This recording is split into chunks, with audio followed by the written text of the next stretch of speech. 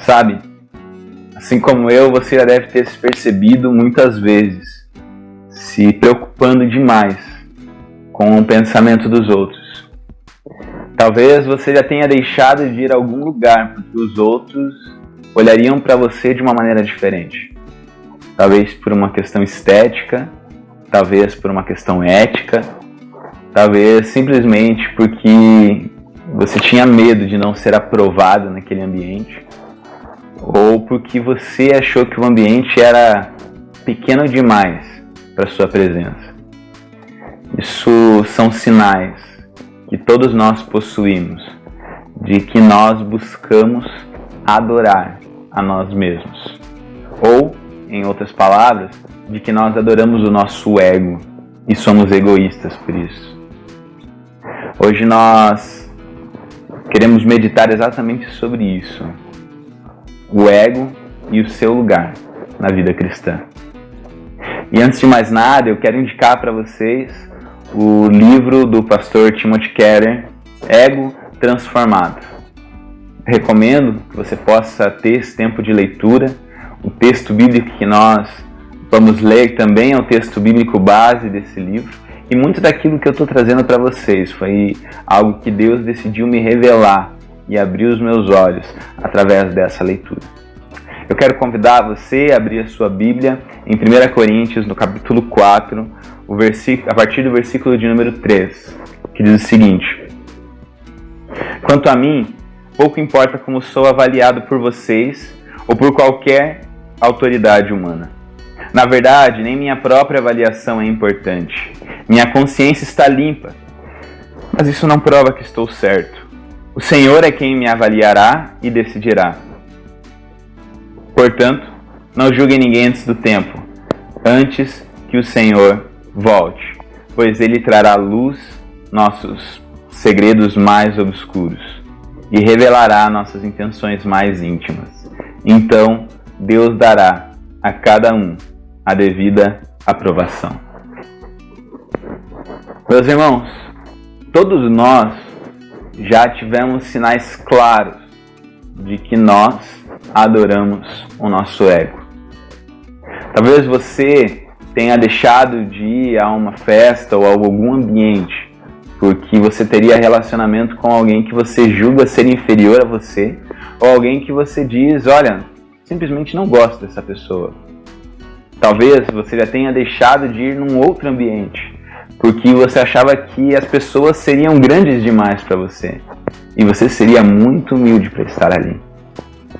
Isso são características de um ego machucado, de um ego inflado. São características da nossa adoração, da nossa auto-adoração, a nossa adoração a nós mesmos. E é exatamente por isso que eu quero dar dois sinais, duas marcas de como nós adoramos o nosso ego. E essas duas marcas, elas são apresentadas em lugares opostos. A primeira é o fato de nós vivermos buscando uma autoestima. Ou seja, nós sempre queremos nos sentir bem.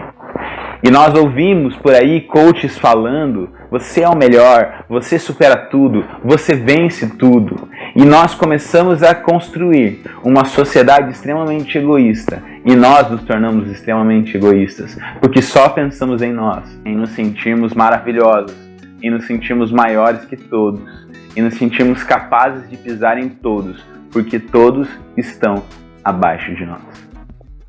No outro extremo, nós temos a construção de uma baixa autoestima, que tem a ver com as pessoas que acham que são inferiores a todos. E muitas vezes nós chamamos essas pessoas de humilde, porque elas olham para o lado, elas veem as outras pessoas e elas sempre dizem, não, ela é maior do que eu não posso ir nesse ambiente, eu não posso estar com ela. Ai meu Deus, a vida dessa pessoa é melhor do que a minha. E na verdade nós não percebemos sobre como essa pessoa está tão preocupada e desesperada por atenção, que ela construiu essa imagem negativa sobre si mesma, porque ela não para de pensar sobre si. A verdade é que a palavra de Deus não nos ensina a buscarmos nem sermos maiores que ninguém, nem menores que ninguém. Paulo diz que por ele não importa o que os irmãos da igreja de Corinto dizem ou sobre o que qualquer outra autoridade humana possa dizer sobre ele. Inclusive, Paulo chega ao ponto de dizer que não importa o que ele mesmo pensa sobre ele. Isso quer dizer que Paulo está preocupado sobre o que Deus pensa sobre ele e nada mais. Paulo está preocupado com o julgamento de Deus e Deus nos julgará no dia do juízo final. Isso quer dizer que o sinal da maturidade cristã é quando nós olhamos para o nosso próprio ego e deixamos ele fazer nada mais, nada menos do que o papel dele na nossa estrutura. Pensar sobre nós, mas não colocar nós em primeiro lugar. Uma vida cristã é uma vida que se preocupa com os irmãos, é uma vida que se preocupa com os outros, é uma vida que, assim como a de Paulo, olha para si e vê alguém que merece condenação, mas que recebeu graça. E não descansará enquanto essa graça ficar só para ele. Mas deseja compartilhar desse amor, deseja compartilhar dessa graça. Uma vida cristã, uma vida de humildade cristã, uma vida que não adora a si mesmo, é uma vida que antes de pensar em si, pensa nos outros. Isso não é fácil. Jesus nunca disse que a vida cristã seria fácil. Pelo contrário, isso significa olhar para o outro e não esperar o melhor dele, mas ser o melhor para ele.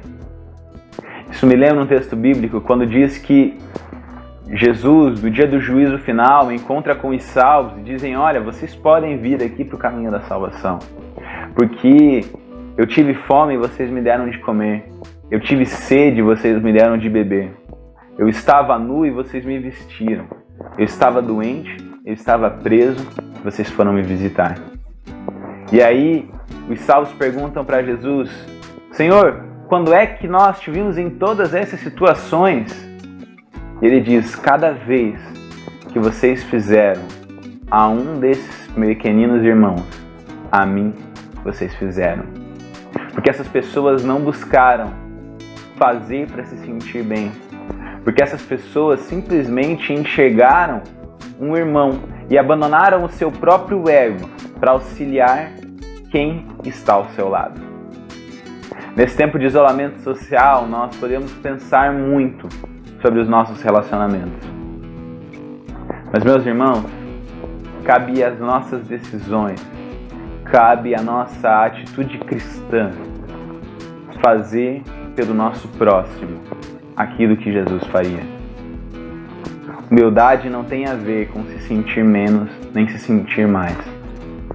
Tem a ver com deixar Deus julgar todas as coisas e fazer o melhor para a pessoa que está ao seu lado.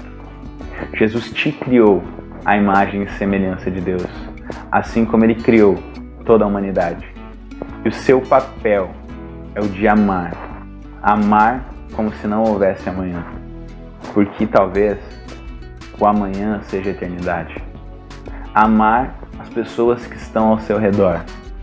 Amar o seu irmão e a sua irmã.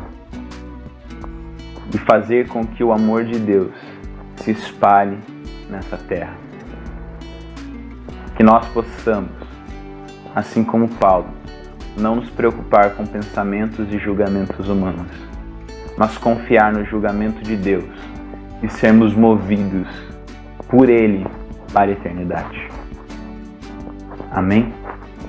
Que a graça e o amor de Deus seja com cada um de nós, hoje e sempre.